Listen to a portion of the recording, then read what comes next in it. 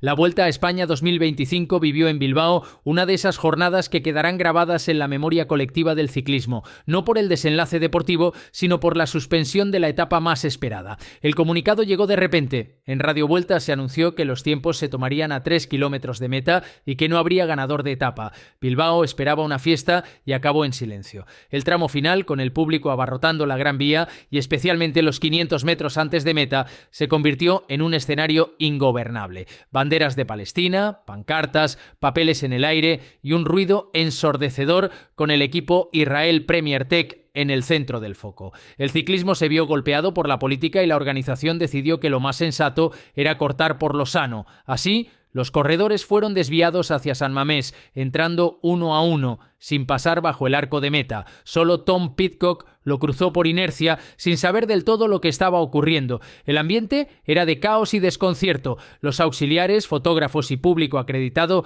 abandonaban la zona rápidamente, mientras los equipos buscaban reagruparse alrededor de los autobuses. La tensión se palpaba en cada rincón. El Israel Premier Tech fue escoltado por la policía, con la orden de que sus ciclistas y auxiliares subieran lo más rápido posible al autobús. Fueron los primeros en abandonar la explanada bajo abucheos y gritos que hicieron evidente la magnitud del problema. Una etapa que debía decidirse en el Alto de Pike terminó sin ceremonia de podio, sin maillot verde en disputa, con puntos de la montaña repartidos pero sin ganador oficial. Los héroes de la carretera quedaron en segundo plano. El director técnico de la Vuelta, Quico García, lo resumió de manera clara: nosotros no podemos tomar esa decisión. Solo hay una solución y todos sabemos cuál es. Sus palabras, cargadas de resignación, reflejaban que la organización se sentía atrapada entre un reglamento que respetar y una situación que amenazaba la seguridad de todos. La Vuelta a España vivió un terremoto que pocos podían imaginar. Bilbao, una ciudad acostumbrada a celebrar el ciclismo con pasión, se encontró de golpe con una etapa que pasará a la historia por motivos bien distintos a los esperados. El papel del Israel Premier Tech fue, sin duda, el epicentro de la tormenta. Mientras el resto de equipos trataban de recomponerse tras el anuncio, la escuadra israelí vivía minutos de máxima tensión. El autobús no llevaba ni siquiera el nombre del país pintado, únicamente el patrocinador Premier Tech. Pero eso no evitó que los manifestantes los tuvieran en el punto de mira. Quico García, director técnico de la Vuelta, lo explicó con crudeza. Nosotros no podemos hacer otra cosa. A la UCI no le hemos pedido directamente que echen al Israel, pero sí les hemos puesto en antecedentes mucho antes de que esto sucediera. Nosotros nos debemos a un reglamento. Una frase de volumen lo resumía todo. Solo hay una solución y todos sabemos cuál es. En la organización se había hablado la noche anterior con el manager del equipo, intentando valorar si eran conscientes de la presión creciente. Al final, la conclusión fue clara. El problema estaba ahí, pero nadie en la Vuelta tenía la autoridad para apartarlos. Expulsar a un equipo no es decisión de un organizador,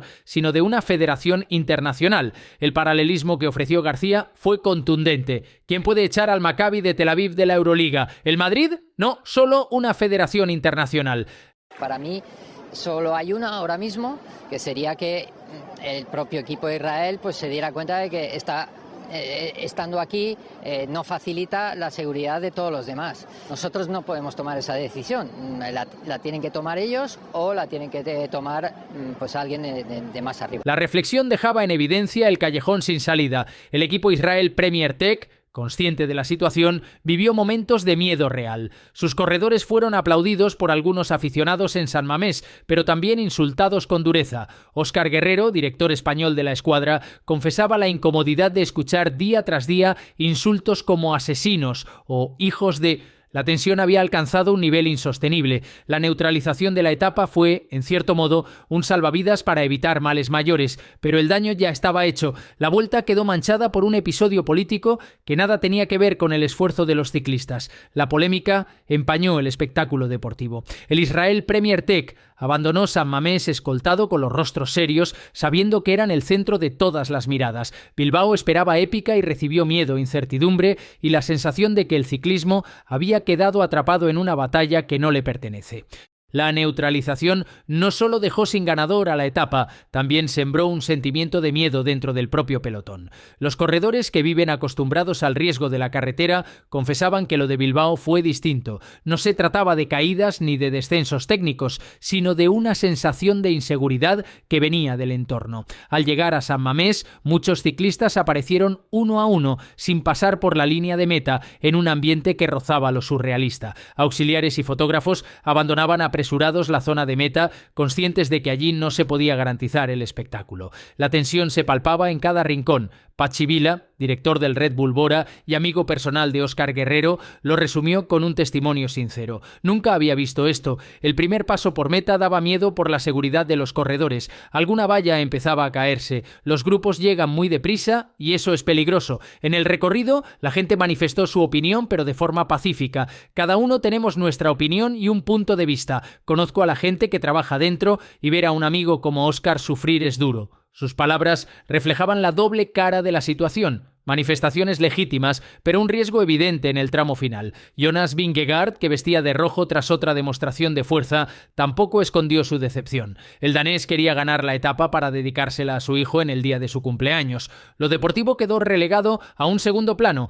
La policía hizo un gran trabajo, pero era un día difícil, comentaba resignado. Los héroes de la carretera quedaron en la sombra de un caos que no entendían ni los propios protagonistas. La Vuelta quería espectáculo, y lo que encontró fue miedo y desconcierto. La imagen de un pelotón entrando en San Mamés como si volviera de un entrenamiento sin ceremonia, sin público celebrando sin podio, simboliza una jornada donde el ciclismo se vio golpeado por la política. Una etapa que pasará a la historia por las razones equivocadas, un terremoto que sacudió la esencia misma de la competición y dejó a todos con la sensación de que la seguridad había superado al deporte. La voz de los corredores españoles también dejó claro hasta qué punto el miedo se había apoderado del pelotón. Joan Bou, ciclista del Caja Rural, lo explicó sin rodeos. Hemos pasado miedo. Llevamos días que cada vez es peor. Parece un motín de una cárcel. Las vallas por los aires, banderas. Se tendrán que tomar medidas. La gente se va movilizando y en el norte es donde más se ha visto. Sus palabras resonaron con fuerza porque reflejaban lo que todos habían sentido,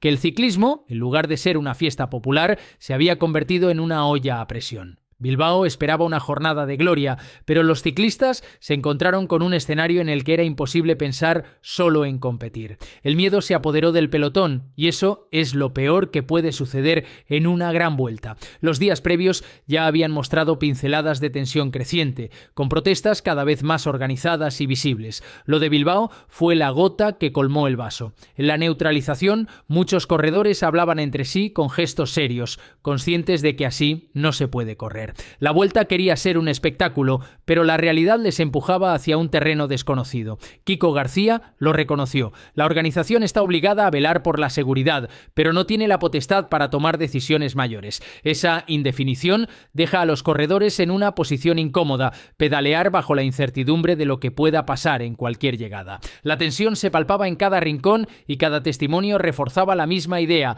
No es normal que los protagonistas de la carrera, que deberían hablar de vatios, puertos y estrategias, estén relatando el miedo que sienten al pasar por una línea de meta rodeada de banderas agitadas y vallas tambaleantes. Los héroes de la carretera quedaron en segundo plano. Lo que debía ser un relato deportivo se transformó en una crónica de inseguridad y desconcierto. El ciclismo se vio golpeado por la política y en Bilbao quedó claro que la frontera entre protesta y amenaza es demasiado fina cuando hablamos de un pelotón que rueda a 60 por hora.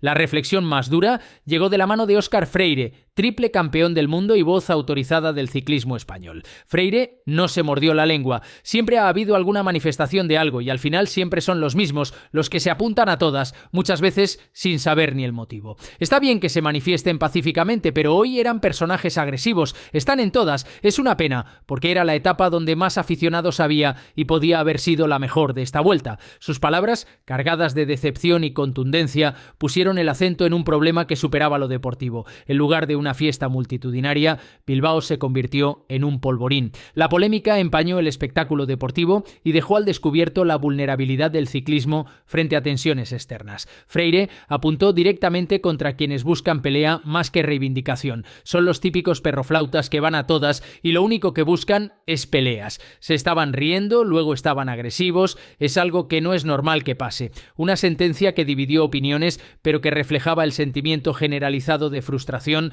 dentro de la burbuja ciclista. Mientras tanto, la UCI emitía un comunicado reiterando su neutralidad política y la voluntad de que este deporte una a la gente. Pero el debate ya estaba abierto. ¿Debe la Federación Internacional proteger más a una carrera como la Vuelta que a un equipo en concreto? ¿Hasta qué punto el reglamento puede ser una camisa de fuerza cuando la seguridad de los corredores está en juego? Una etapa que pasará a la historia no por la batalla en el Alto de Pike ni por un ataque legendario, sino por la imagen de un pelotón desviándose hacia San Mamés en silencio. Bilbao esperaba épica y recibió desconcierto. El miedo se apoderó del pelotón y la conclusión era inevitable. Así no se puede correr una gran vuelta. La Vuelta a España quería ofrecer espectáculo y lo que encontró fue un terremoto que empañó el ciclismo, un recordatorio de que, más allá de la pasión por este deporte, existen fuerzas externas capaces de desbaratarlo todo en un instante.